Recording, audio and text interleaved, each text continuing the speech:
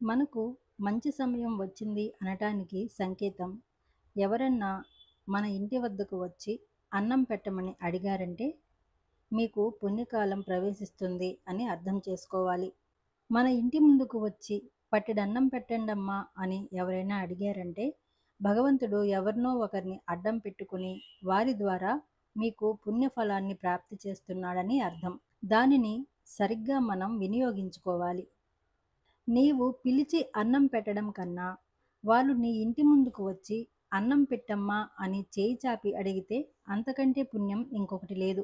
ఏమో, భగవంతుడే నీ ఇంటి ముందుకి ఓ గోమాత రూపంలోనో, యోగుల రూపంలోనో, బాబాలు రూపంలోనో, పిచ్చగాడి వేషంలోనో రావచ్చు. యోగులు, జ్ఞానులు, బాబాలు అన్నం తిని ఎదుటివారి పాపాలను తీసుకుని వెళతారట, డబ్బులు తీసుకుని కాదు. వారి ఆకలి తీర్చినందుకు భగవంతుడు మిక్కిలి సంతోషించి వెంటనే తగు పుణ్యమును మన జమలో వేస్తాడు. మన పాపకర్మ తొలగిపోతుంది. నీ పాపకర్మ తొలగించటానికి వారు నీ ఇంటిని వెతుక్కుంటూ వస్తారు. నీవు పెట్టే పట్టెడు అన్నంతో నీ జన్మ జన్మల పాపాన్నంతా వాళ్ళు తీసేస్తారు. అమ్మా అన్నం పెట్టు తల్లి అని అడిగిన వారికి లేదనకుండా ఉన్నది పెడితే మీ తరతరాలను ఆశీర్వదించి వెళతాడు వచ్చిన ఆ యోగుడు. ఇంటి ముందుకు ఆకలి వేస్తుందని ఎవరైనా వచ్చినా ఖాళీ కడుపుతో కానీ ఖాళీ చేయితో కానీ పంపించకూడదు. ఇది శ్రీ మహావిష్ణువు నారద మహర్షితో చెప్పిన ఉదంతం. ఇది ఒక మంచి పురాణ కథ. సగం సగంగా వింటే అర్ధరహితమవుతుంది, పూర్తిగా వింటే జీవిత సత్యం అవుతుంది.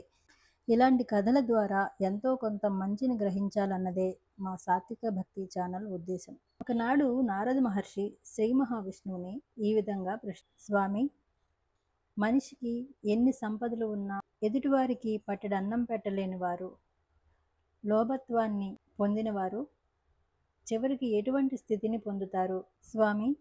ఎందుకని ఆకలిగా ఉన్నవారికి పట్టెడన్నం పెట్టి వారి కడుపు నింపితే మీరెందుకు సంతుష్టులవుతారు? అవతల వాని కడుపు నింపితే మీరెందుకు వరాలిస్తారు అని అడిగాడు. అప్పుడు శ్రీ మహావిష్ణువు నారదునితో, నారద, నీవడిగిన ప్రశ్నలకు జవాబు చెప్తాను, కానీ ఇక్కడ కాదు. మనమిద్దరము బ్రాహ్మణ వస్త్రాలను ధరించి అలా తిరగడానికి వెళ్దాం. అక్కడే నీ ప్రశ్నలకు జవాబు దొరుకుతుంది అన్నాడు. మహావిష్ణువు చెప్పిన వెంటనే నారదుడు అంగీకరించాడు. ఇద్దరూ కలిసి బ్రాహ్మణ వేషధారణలో ఒక గ్రామానికి వెళ్ళారు.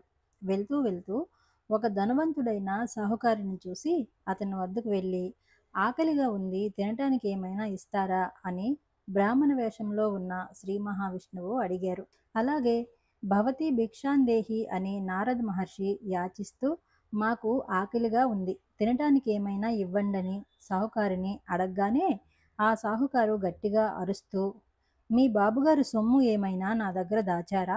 తినటానికి ఇవ్వమని అడుగుతున్నారు. మీకివ్వటానికి నా దగ్గర ఏమీ లేవు, ఇక్కడ నుండి వెళ్ళిపోండని కసురుకుంటూ తరిమేశాడు.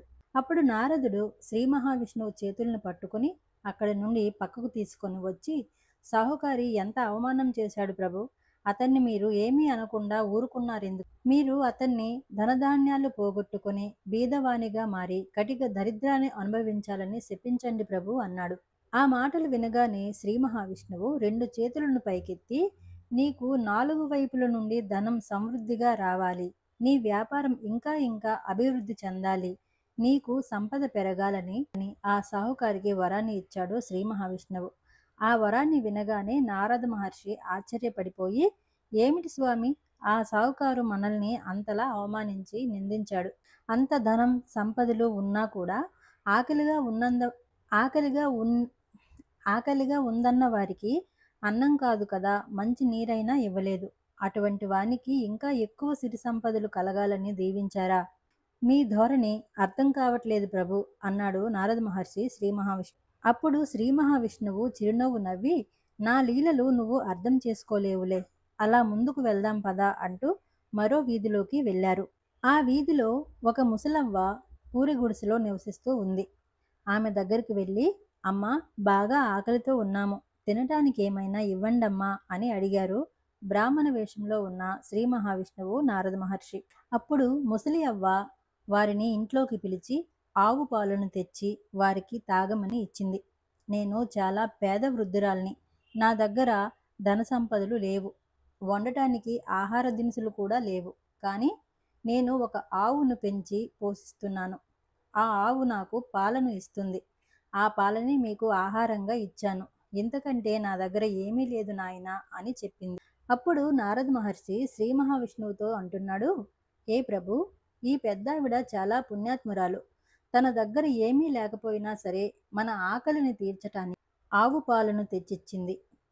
ఈవిడని ధన సంపదలతో సుఖభోగాలతో జీవించమని వరాన్ని ఇవ్వండని చెప్పాడు. నారద మహర్షి మాటలు విన్న శ్రీ మహావిష్ణువు తన చేతులు పైకి లేపి, ఓ ముసలి అవ్వ, నీ ఆవు నీకంటే ముందు చనిపోవాలని దీవించాడు. ఆ దీవెన విన్న తర్వాత నారద మహర్షి సహనం కోల్పోయి, ఏమిటి స్వామి ఈ వైపరీత్యం? అంతటి పాపాత్ముడు లోభి అయినటువంటి సాహుకారునేమో ధనధాన్యాలు సమృద్ధిగా రావాలని దీవించారు. తనకి లేకపోయినా ఉన్న దాంట్లో దానం చేసే గొప్ప మనసున్న మహాపుణ్యాత్మురాలైన ఈ పెద్దావిడనేమో తనకంటే ముందు తన ఆవు చనిపోవాలని దీవించారు. ఈ పెద్దావిడ తన ఆవు మీదే ఆధారపడి బ్రతుకుతుంది. అయినా కూడా మీరు అలా ఎందుకు దీవించారో నాకు చెప్పవలసిందేనని పట్టుబట్టాడు నారద మహర్షి. అప్పుడు శ్రీ మహావిష్ణువు చెప్తున్నాడు, నారద, సూక్ష్మంలో మోక్షం చూసినప్పుడే నా లీలలు నీకు అర్థమవుతాయి. నేను ఈ ముసలి అవ్వను ఇలా దీవించడానికి కారణం ఏమిటంటే, ఆవిడ పరమపావనమైన విష్ణు సాన్నిధ్యాన్ని పొందటానికి అర్హురాలు. కాబట్టి ఆవిడని పరమపదం నుండి తప్పించకూడదని నేను అలా దీవించాను. ఎందుకంటే పరమపదాన్ని చేరుకునే ఆత్మ ఎలాంటి మోహావేశాలకి భావోద్వేగాలకి లోను కాకూడదు. అసంతృప్తిగా చనిపోయేవారు నా విష్ణు సాన్నిధ్యాన్ని పొందలేరు. ఈవిడ ఆవు మీద ప్రేమ, బెంగ, మమకారం ఉన్నాయి. ఆ కారణంగా ఈ ముసలి అవ్వ ప్రతిరోజు ఆవు గురించి ఆలోచిస్తూ, నేను చనిపోతే నా ఆవుని ఎవరు చూసుకుంటారు, నా ఆవుకి ఆహారాన్ని ఎవరు పెడతారు అంటూ ఆలోచిస్తూ మనసంతా ఆవేదనతో నన్ను తలుస్తూనే ఉంటుంది. మనసులో తీరని కోరిక, దుఃఖం, ఆవేదన వంటివి ఉంచుకొని చనిపోయేవారు భూలోకంలో ఉండిపోయి వివిధ రకాలైన జన్మలు ఎత్తుతారు. కాబట్టి త్వరలో చనిపోయి పరమపదాన్ని పొందే ఈ పుణ్యాత్మురాల్ని ఆవేదన నుండి, బాధ నుండి తప్పించి వైకుంఠాన్ని ప్రాప్తి చేయటానికే నేను ఆవిడని బంధ విముక్తి చేసి ఆవిడకు మంచి చేశాను. అందుకే ఆమె కంటే ముందు ఆమె ఆవు చనిపోవాలని దీవించాను అని చెప్పాడు శ్రీ మహావిష్ణువు. అది విన్న నారద మహర్షి, మరి ఆ సాహుకారి సంగతి ఏమిటి స్వామి అని అడిగాడు. అప్పుడు శ్రీ మహావిష్ణువు, ఇక ఆ సాహుకారి గురించి చెప్పాలంటే అతడు గొప్ప ధనవంతుడైనప్పటికీ పరమలోభి. ధనాన్ని సంపాదించే క్రమంలో తనని తాను పట్టించుకోక, జీవితాంతం సుఖము లేక, ఎప్పుడూ ధనంపై మక్కువతో ఆ ధనాన్ని ఎలా కాపాడుకోవాలా అని నిద్రాహారాలు మాని బ్రతుకుతాడు. ధనాన్ని మూటలు కట్టి కట్టి నలుగురికి పెట్టక తాను అనుభవించక మరణిస్తాడు. అలా మరణించిన తర్వాత ఆ ధనంపై